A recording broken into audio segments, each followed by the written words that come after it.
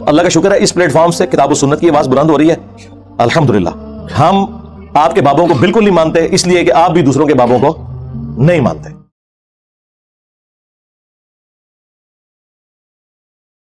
میں ایک history channel کے اوپر یا نیشنل جغرافک پہ ایک ڈاکومنٹری دیکھ رہا تھا. ایک کوئی نان مسلم تھا تو وہ مختلف مسلمان سکالرز کے پاس نا امریکہ میں انٹرویو کرنے جا رہا تھا کہ ہمیں آپ ریلیجن کے بارے میں بتائیں کہ اسلام کیا ہے. تو وہ امریکہ میں ایک شیعہ عالم تھے, ینگ تھے.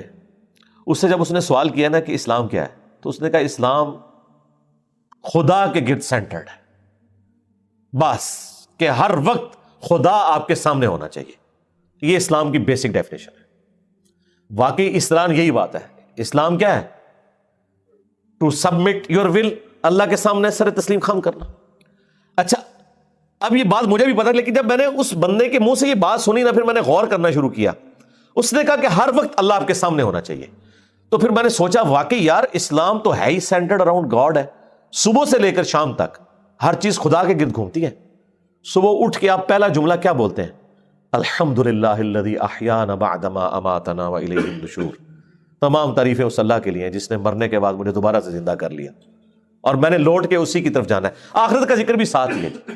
یہ تلوار جو ہے نا یہ ہر وقت لٹکی رہے گی. آپ دیکھیں دنیا میں جتنی دعائیں ہو رہی ہوتی ہیں نا, آخرت کا موت کا ذکر ساتھ پیرلل میں آ رہا ہوتا ہے کہ تیاری سٹارٹ ہی صبح کیا ہو رہا ہے, اللہ موت کے بعد زندگی دی ہے اور پھر میں نے مر کے تیرے پاس ہی آنا ہے جو آخری موت ہے جس کے بعد میں نے اٹھنا بھی کوئی نہیں, پھر قیامت میں ہی اٹھنا ہے. یہ سٹارٹ ہو رہا ہے. نماز پڑھیں گے, وہ تو ذکر کی اعلیٰ ترین چیز. واقعی میں صلاۃ لذکری, میری یاد کے لیے نماز کو قائم رکھنا, اور نماز کے بعد بھی اذکار, نماز کے اندر بھی اذکار. مسجد میں جانے کی دعا, وہ بھی گاڈ اورینٹڈ. مسجد سے نکلنے کی دعا, ٹوائلٹ گئے ہیں تو اس میں جانے کی دعا, اس سے نکلنے کی دعا. پھر گھر سے نکلے ہیں پھر اللہ کو یاد کر کے نکلے ہیں. جہاں جا رہے ہیں اپنا کوئی کام سٹارٹ کر رہے ہیں تو اللہ کے نام سے سٹارٹ کر رہے ہیں, اور ساتھ یہ ٹینشن لگی ہوئی ہے کہ فجر تو پڑھ لی ہے, اب زور کا وقت اتنے بجے ہے. اپنے آپ شیڈیول کو سیٹ کرتے ہیں تاکہ میں جماعت سے نماز پڑھ سکوں. تو بس جو یہ شیڈیول طے کر رہا ہے نا, وہ بھائی فجر سے لے کے زور تک نماز کی حالت میں ہے, کیونکہ وہ نماز کے انتظار میں بیٹھا ہے. نماز کے انتظار میں بیٹھنے کے لیے مسجد میں بیٹھنا ضروری نہیں ہے. کوئی اپنے آفس میں بھی بیٹھا ہے نا اس انتظار میں کہ میں نے نماز کے لیے جانا ہے, وہ نماز کے انتظار میں بیٹھا ہوا ہے.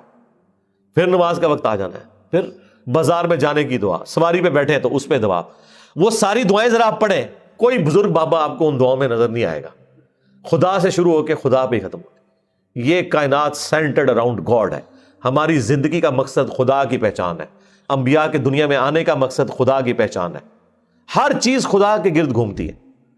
یہ اصل میں اللہ کو مطلوب انسان ہے جو سینٹرڈ اراؤنڈ گاڈ ہو.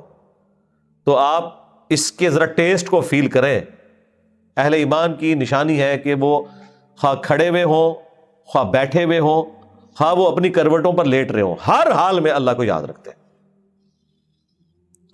حتیٰ کہ دیکھیں اما عائشہ سے پوچھا گیا جنابت کے کانٹیکسٹ میں, صحیح مسلم میں حدیث ہے کہ کیا اس حالت میں بھی نبی الاسلام اللہ کو یاد کرتے تھے؟ تو انہوں نے کہا کہ اللہ کے نبی ہر حال میں اللہ کو یاد کیا کرتے تھے, خواہ وہ جنبی بھی ہوں. جنبی بندہ صرف قرآن کی تلاوت نہیں کر سکتا, نماز نہیں پڑھ سکتا, باقی ہر ذکر کر سکتا ہے. صبح شام کے اذکار, باقی چیزیں, اس میں تو کوئی پروٹوکول بھی نہیں ہے.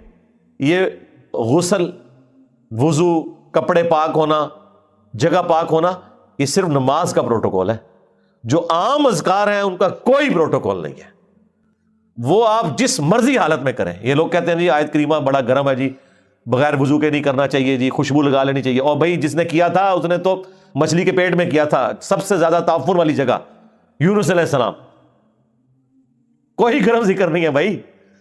وہ پھر ایسا ذکر ثابت ہوا کہ اللہ تعالیٰ نے ان کی اس غلطی کو, اجتہادی غلطی کو معاف کیا, اور سورہ صافات میں فرمایا اگر یونس یاد نہ کرتا ان الفاظ کے ساتھ تو جتنا اللہ تعالیٰ کا عطاب تھا نا, پھر یہ اسی دن مچھلی کے پیٹ سے نکالا جاتا جس دن مردے اپنی قبروں سے نکلیں گے. ایک جملے نے اللہ تعالیٰ کا غصہ ٹھنڈا کر دیا, لا الہ الا انت سبحانک انی کنت من الظالمین. لیکن سرکار یہ 3 دن اور 3 رات انہوں نے پڑھا ہے یہ وظیفہ. ہاں آپ ذرا ایک لمحے کے لیے سوچیں, 3 دن اور 3 رات, یہ کتنے بنتے ہیں؟ 72 گھنٹے. 72 گھنٹوں اگر آپ کو ایک ایئر کنڈیشن کمرے میں بھی مسلسل ایک ذکر کرنا پڑ جائے تو لگ پتہ جائے گا. آپ ذرا اس شخص کے بارے میں امیجن کریں جو مچھلی کے پیٹ میں گپ اندھیرا ہے اور یہ بھی نہیں پتا کہ میں یہ کروں گا تو مجھے معافی بھی ملے گی کہ نہیں, اور وہ مسلسل ذکر کیے جا رہا ہے اور یہ بھی نہیں پتا کہ کتنا عرصہ میں نے یہ ذکر کرنا ہے, اور وہاں پہ بھی کسی کرسی میں نہیں بیٹھے ہوئے ہیں. مچھلی کے پیٹ کے اندر کیا حالت ہوگی, لیکن اللہ تعالیٰ نے ان کی دعا سن لی. اتنی جاندار دعا تھی. میں تو کہتا ہوں یہ سید الاستغفار ہے. لا الہ الا انت سبحانک, اے اللہ تیرے سوا کوئی معبود نہیں, تو تو غلطیوں سے پاک ہے. انی کنت من الظالمین, میں انسان ہوں تو میں تو غلطی کروں گا. اس سے بہتر کیا انداز ہو سکتا ہے عاجزی کا, اس سے بہتر کیا انداز ہو سکتا ہے اللہ تعالیٰ کی عظمت بیان کرنے کا کہ یا اللہ تو نے تو غلطی کرنی نہیں ہے, یہ تو طے ہے. تو اگر مجھ سے پرسش کر رہے ہیں نا غلطی کی, تو میں تو انسان ہوں, غلطی کروں گا, اور مجھے اعتراف بھی ہے, میں تیری طرف رجوع لاتا ہوں. اللہ تعالیٰ نے معاف کر دیا. جامعہ ترمذی میں یہاں تک حدیث ہے کہ جو بھی یونس کی دعا کے ذریعے اللہ کی طرف متوجہ ہو, اللہ تعالیٰ اسے کبھی محروم نہیں لوٹاتا. اور یہ حصہ قرآن میں بھی ہے, وَكَذَلِكَ نُنْجِي الْمُؤْمِنِينَ, ہم مومنین کو بھی اسی طریقے سے نجات دیں گے.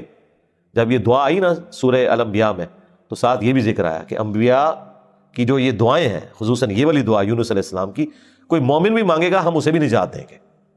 تو یہ جو دعائیں ہیں صبح و شام کے اذکار ہیں, جس کے اوپر میں نے پورا بلیو کارڈ لکھ دیا, اور فرض نماز کے بعد اذکار ہیں, گرین کارڈ لکھ دیا. یہ فرض نماز کے بعد اذکار, یہ صبح و شام کے اذکار. تو ان اذکار میں وہ ساری دعائیں ہیں جو نبی علیہ السلام نے کی ہیں. یہ ہماری ویب سائٹ سے بھی ڈاؤن لوڈ کر سکتے ہیں آپ, اس کی ایپ بھی بنی ہوئی ہے, PDF فارم میں بھی ہے. تو یہ اذکار کریں, صبح و شام کی دعائیں, اذکار, مختلف اوقات کی دعائیں, ٹوائلٹ میں جاتے وقت کی دعا, باہر نکلنے کی دعا, صبح اٹھتے وقت کی دعا, اور رات کو سونے سے پہلے دعائیں.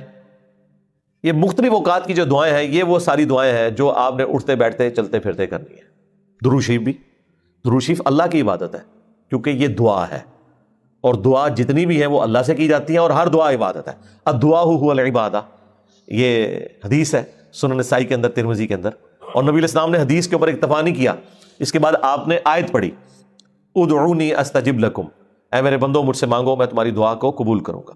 ان الذین یستکبرون عن عبادتی, بے شک جو لوگ میری عبادت سے تکبر کریں گے, یعنی مجھ سے دعا کرنے میں کنجوسی اختیار کریں گے, میں انہیں ذلیل و خوار کر کے جہنم میں داخل کروں گا, والعیاذ باللہ تعالی.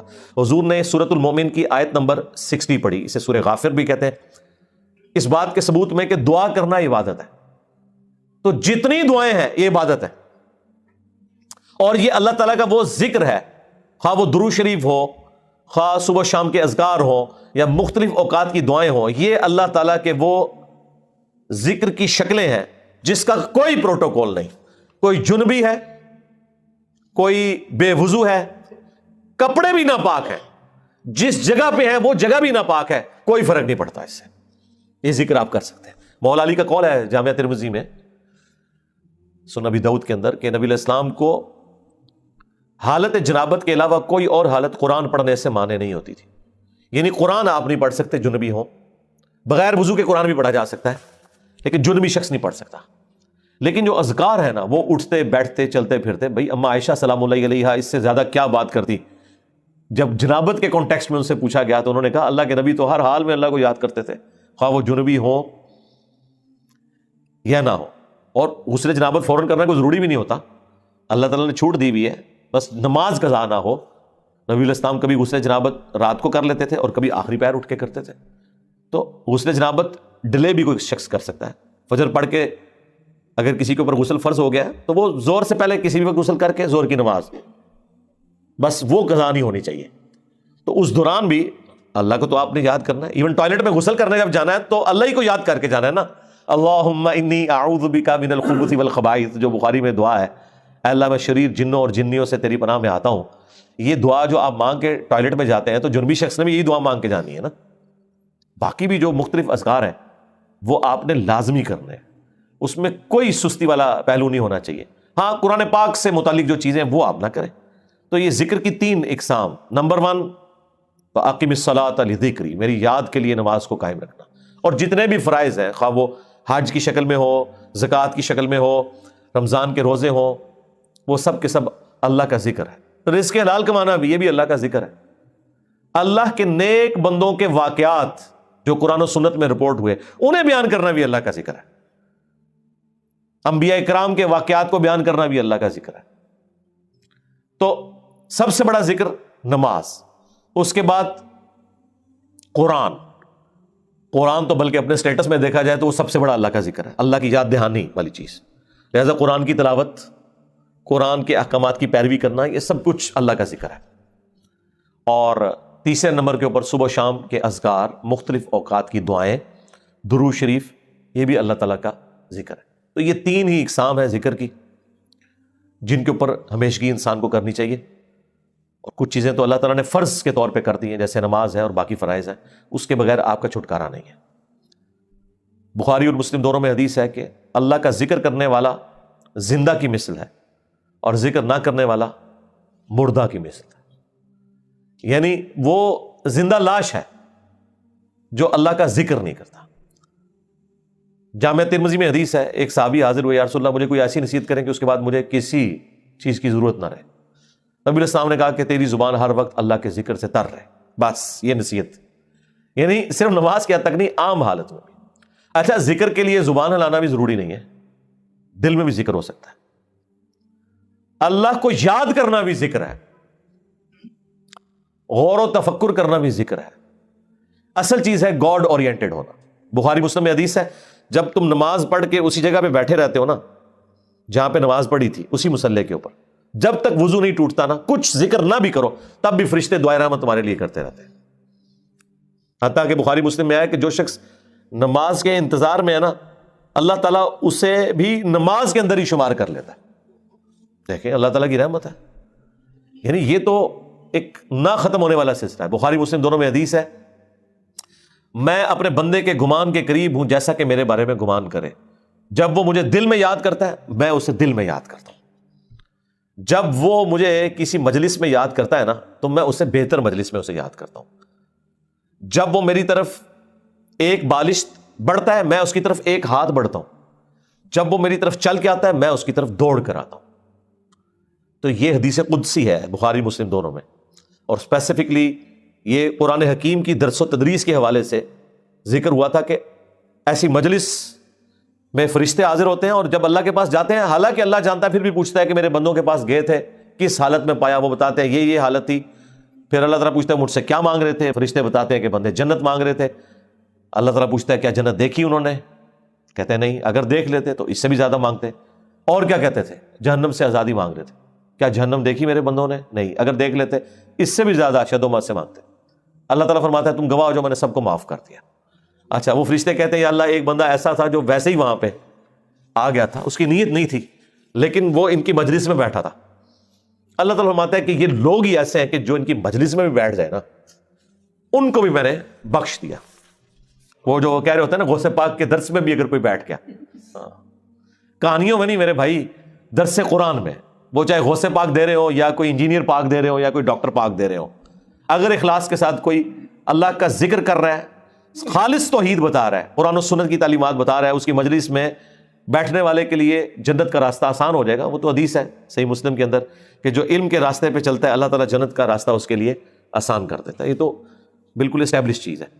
تو یہ ذکر ایسا معاملہ ہے کہ کوئی دل میں بھی یاد کرتا ہے نا، اللہ اس کو پھر دل میں یاد کرتا ہے۔ فَاذْكُرُونِي أَذْكُرْكُمْ، یہ تو قرآن میں سورۃ البقرہ میں ہے، اے میرے بندے مجھے یاد کر، میں تیرا ذکر کروں گا اور اس سے بہتر مجلس میں کروں گا، فرشتوں کی مجلس میں کروں گا۔ اور انسان کی کتنی خوش نصیبی ہے کہ انسان اللہ کو یاد کرے، اللہ تعالیٰ اس کے رسپانس میں اسے یاد کرتا ہے۔ انسان کا اللہ کو یاد کرنا یہ چھوٹی چیز ہے، اللہ کا اپنے بندے کو یاد کرنا یہ بڑی چیز ہے۔ ہاں، سنن ابن ماجہ میں حدیث ہے، اور یہ تعلیقاً امام بخاری بھی یہ حدیث لے کے آئے ایک چیپٹر کی ہیڈنگ میں، اور یہ اتنی رکت انگیز حدیث ہے کہ اس حدیث کو میں نے اپنے اذکار کارڈ میں بھی شامل کیا ہے کہ میں اپنے بندے کے ساتھ ہوتا ہوں اس وقت جب وہ میرا ذکر کر رہا ہوتا ہے اور اس کے ہونٹ میرے ذکر کی وجہ سے ہل رہے ہوتے ہیں۔ زبان سے ذکر کرنا یہ سب سے افضل ذکر ہے، کیونکہ اس میں آپ کی زبان، اعضاء، دل، دماغ سب کچھ شامل ہو جاتا ہے۔ دل میں بھی ذکر کرنے کا ثواب ہے لیکن زبان سے کرنا افضل ہے۔ اسی لیے آپ دیکھیں جو آبلیگیٹری چیزیں ہیں وہ اللہ تعالیٰ نے زبان کے ساتھ جوڑ دی ہیں، یعنی نماز آپ دل میں نہیں پڑھ سکتے، زبان سے پڑھنی ہے، اور کم از کم اتنی آواز سے کہ وہ خود آپ محسوس کر رہے ہو. محسوس سے مراد یہ نہیں ہے کہ 10 نمازی ادھر تک سن رہے ہیں، نہیں، محسوس سے مراد ہے کہ آپ کو فیل ہو رہا ہے کہ آپ کو اپنی زبان سے پڑھ رہے ہیں. اس طریقے سے جانور قربان کرنا ہے تو تکبیر اتنی آواز سے کہنی ہے کہ آپ کے کان خود سن رہے ہو. جو اوبلیگیٹری چیزیں ہیں وہ اللہ تعالیٰ نے زبان کے ساتھ جوڑی ہوئی ہیں. زبان کا ذکر بہرحال دل کے ذکر سے افضل ہے. باقی ریاکاری والا جو ایشو ہے وہ ہر شخص کا ایک پرسنل معاملہ ہے، کسی کے اوپر ہم فتویٰ نہیں لگاتے. لیکن جو اللہ تعالیٰ نے اوبلیگیٹری نمازیں رکھ دی ہیں وہ تو اتنی اعلانیاں رکھی ہوئی ہیں کہ خود بخود ریاکاری کا چانس ہے، تو وہ ریاکاری نہیں ہے. بعض اوقات شیطان کسی کو وسوسہ دلاتا ہے میں جماعت سے نماز پڑھوں گا یا مسجد میں زیادہ دیر بیٹھوں گا تو باقی لوگ کہیں گے کہ جی یہ لوگ بڑا نیک ہو گیا ہے تو اس سے میرے دل میں تکبر آ جائے گا. یہ شیطانی وسوسہ ہوتا ہے نا، اس طرح نہیں سوچنا کبھی بھی. آپ نے خالص رہنا ہے. صحیح مسلم میں حدیث ہے، صحابہ کرام نے کہا یا رسول اللہ بعض اوقات ہم نیکی کا کوئی کام کرتے ہیں حالانکہ پوری نیک نیتی سے کر رہے ہوتے ہیں، یہ نیت نہیں ہوتی کہ لوگ ہماری تعریف کریں، لیکن پھر بھی لوگ تعریف کر دیتے ہیں اور وہ ہمیں اچھی بھی لگتی ہے. ظاہر تعریف کسے بری لگتی ہے، تو کیا یہ ریاکاری ہے؟ آپ نے فرمایا نہیں، یہ ریاکاری نہیں ہے، بلکہ یہ دنیا میں اللہ تعالیٰ کا انعام ہے اپنے بندے کے لیے کہ کسی بندے کی تعریف کوئی کر دے. لیکن دوسری طرف نبی علیہ السلام نے اس بندے کے لیے یہ کہا ہے کہ کسی کے منہ پہ ایسی تعریف نہیں کرنی ہے کہ وہ تکبر کے اندر مبتلا ہو جائے. جس کی ہو رہی ہے اس نے خواہش کا اظہار نہیں کرنا کہ لوگ میری تعریف کریں. تو یہ باریک سے فرق ہوتے ہیں جس کی وجہ سے بعض اوقات شیطان، میں نے کئی لوگوں کو سنا ہے کہ جی ہم نے داڑھی رکھ لی تو پھر لوگ مسائل پوچھیں گے، لوگ ہمیں نیکوکار کہیں گے، اس لیے جی ہم داڑھی نہیں رکھ رہے. پھر وہ قرآن و حدیث سے سب سے بڑی دلیل دینا شروع کر دیتے ہیں جی ڈاکٹر اقبال کی بھی داڑھی نہیں تھی. قرآن و حدیث ان کے نزدیک یہ ہے کہ ڈاکٹر اقبال کی داڑھی نہیں تھی، اور پوری زندگی ڈاکٹر اقبال کو یاد کرتے کرتے مر جاتے ہیں. اللہ کے نبی علیہ السلام کو پس پش ڈال دیتے ہیں. کئی لوگ ہیں وہ کہتے ہیں کہ جی وہ جی ہاں نبی علیہ السلام خواب میں زیارت کروا کے خود منو ایک بار بھی کہہ دینا میں داڑھی رکھ لینی ہے. تو میں ان کو کہتا ہوں وہ 1400 سال پہلے کہہ کے گئے ہیں بھائی. اور اس سے بھی بڑھ کر اللہ قرآن میں کہہ گیا سورہ النساء کی آیت نمبر 119 کہ یہ شیطان کا راستہ ہے، کہ شیطان کہے گا، اس نے یہ وعدہ کیا تھا اپنے رب کے ساتھ وَلَآمُرَنَّهُمْ فَلَيُغَيِّرُنَّ خَلْقَ اللَّهِ، اے اللہ میں تیری مخلوق کو ابھاروں گا کہ وہ تیری بنائی ہوئی تخلیق کو بدل دیں گے. تو یہ تخلیق اللہ نے دی تھی مرد کے لیے. اتنی داڑھی رکھنا کہ جسے عرف عام میں داڑھی کہا جائے یہ مرد کے لیے اوبلیگیٹری ہے. تو ہر بندے نے کوئی نہ کوئی اپنے لیے لیم ایکسکیوز رکھا ہوا ہوتا ہے. تو میں ان کو بھی کہتا ہوں بھائی 1400 سال پہلے حکم ہو چکا ہے بھائی، اب کس حکم کا آپ انتظار کر رہے ہیں؟ تو بعض اوقات شیطان یہ بھی وسوسہ دلاتا ہے کہ جی اگر میں جماعت سے نماز پڑھوں گا تو لوگ کہیں گے یہ بڑا نیکوکار ہے لہٰذا میں گھر میں ہی پڑھ لیتا ہوں. نہیں بھائی، جو فرض چیزیں ہیں وہ آپ نے حکم پہ عمل کرنا ہے، اپنی عقل کو اس میں دخل نہیں دینی. اب داڑھی بھی سامنے نظر آ رہی ہے، داڑھی تو ذرا چہرے پہ رکھی جائے گی نا، پیٹ میں تو صرف بزرگوں کی داڑیاں ہوتی ہیں، ہاں بابوں کی، اور جو کتابوں کے ماننے والے ہیں ان کی داڑھی تو باہر ہوتی ہے، وہ تو سامنے رکھنی ہوگی. اسی طریقے سے نماز بھی لوگوں کے سامنے ہی پڑھنی پڑے گی جماعت سے. یہ تو ہو ہی نہیں سکتا کہ آپ کہیں کہ میں نے جماعت سے نماز نہیں پڑھنی ہے، گنہگار ہوں گے. یہ مرد کے لیے میں کہہ رہا ہوں، عورت تو ظاہر ہے اس کے لیے تو حکم ڈفرینٹ ہے. تو یہ چیزیں اللہ تعالیٰ نے اپنی یاد کے لیے، دیکھیں کتنے الارمز فٹ کیے ہوئے ہیں، ہمیں کتنے سگنل پورے دن میں ملتے ہیں. انسان اللہ تعالیٰ سے اپنے آپ کو بے نیاز کر ہی نہیں سکتا.